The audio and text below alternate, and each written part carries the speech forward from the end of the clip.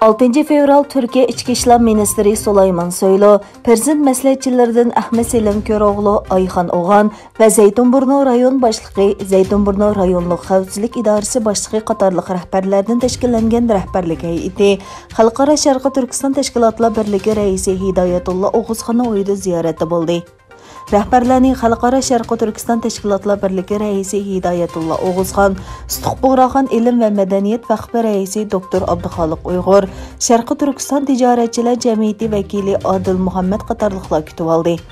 Bu qıtımlıq ziyaretinin məqsədi Türkiyə-Xitay arasındakı münasibətlər səbəblik Şərqi Türkistanlıqlarının Türkiyədəki siyasi davasının kəlgüsü və özlərinin ictimai bexətərlik cəhətdə payda bolğan əndişlərinə qarşı Türkiyə hökumətinin qandaq əhvallardan qəti nəzər Şərqi Türkistan davasını qollaydiganlığından ibarət pozisiyasını bildiriş və Şərqi Türkistan davasının siyasi tərəqqiyatını ilgari sürüşdə və ictimai məsələlərini həll qilishdə Türkiyənin hər vaxt aktiv rol oynaydiganlığını ifadələş bolğan.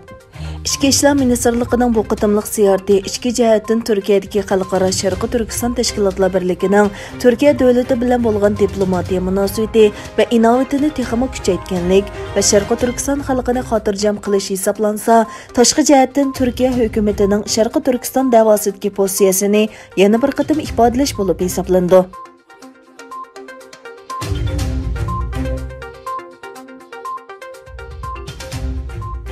Xitay hökuməti Uyğurlarga qaratqan irqi qırğınçılıq və insaniyyətə qarşı cinayət səbəbindən xalqarada güclük tənqidə uçrayotgan bir məzgildə xalqara zehnlərdə yana təşviqat orqali özünü oqlamoqchi bo'lgan.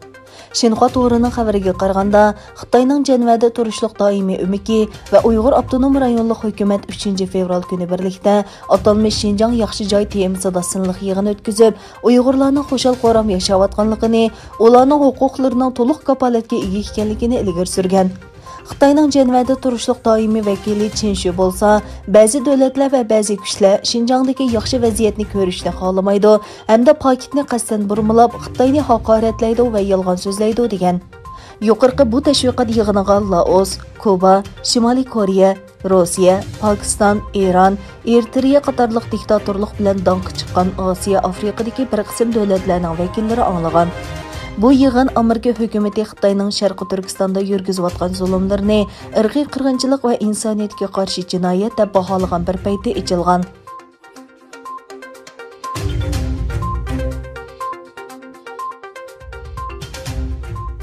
Amerika prezidenti Joe Biden Amerika-Xitoy munosabatini ilgirki prezident Donald Trump hukumatiga o'xshamaydigan usulda ilib boradiganligini bayon qilib, chekidan oshgan raqobat bo'ladi.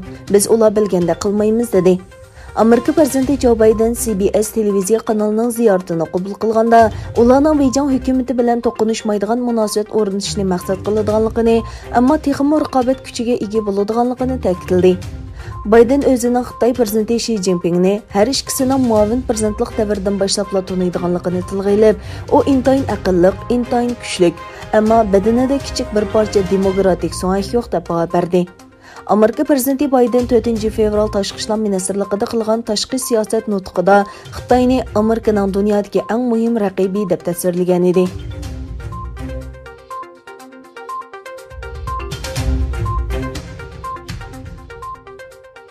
Xitoyda tug'ilgan avstraliyalik jurnalist davlat maxfiyatligini chet elga yetkazish gumoni bilan Xitoyda qo'lga olingan. Egilenishicha, Xitoy yer shari televiziya to'g'rida ishlaydigan avstraliyalik jurnalist Chang Li jasuslik jinoyati bilan qo'lga olingan. Avstraliya hukumati 6 oydan buyon qamalgan Chang Li uchun xalqaro qoidaga mos keladigan mustaqil tekshirish komiteti qurishni talab qilgan, ammo bu talabni Xitoy doiralari rad qilgan edi. Xitoy bilan Avstraliya o'rtasidagi siyosiy jiddiylik mezgilida Xitoydagi eng oxiri ikki avstraliyalik jurnalistmi oktyabrda Chang to'g'risida so'roq qilingan.